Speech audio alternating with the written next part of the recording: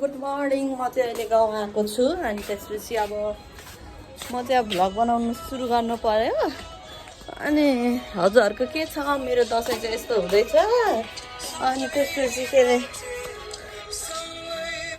अनि के छ मेनको हालखबर?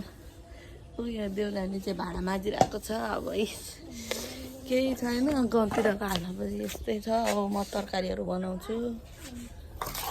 अब 2-3 दिनपछि हाम्रो भिडियो मेरो अब चाहिँ रेगुलर भ्लग आउँछ है साथीहरू। ओइ तिमीहरूले चिया खायो?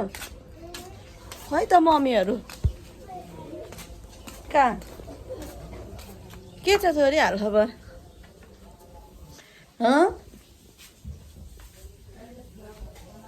के छ भन त? यो चाहिँ मेरो छोरीहरू। यहाँ मेरो यस्तै छ हौ गाउँतिर के हुनु।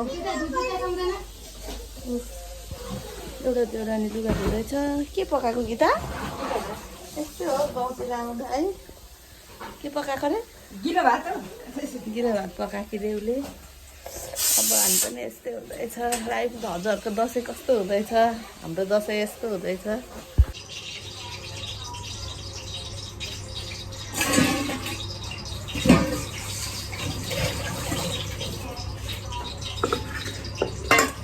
हजुरहरू के खालको भयो? मेरो त सबै छ है।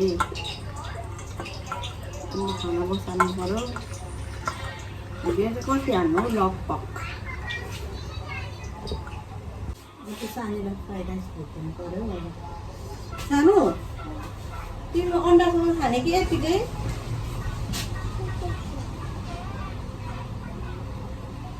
मेरो छोरीलाई चाहिँ त्यो के हेर्नु मम्मीहरू बुढियातीहरू बसिसिन्छ कि खेल्दैन रहेछ। अनि म यस्तो बोलाउन तेल हालेको।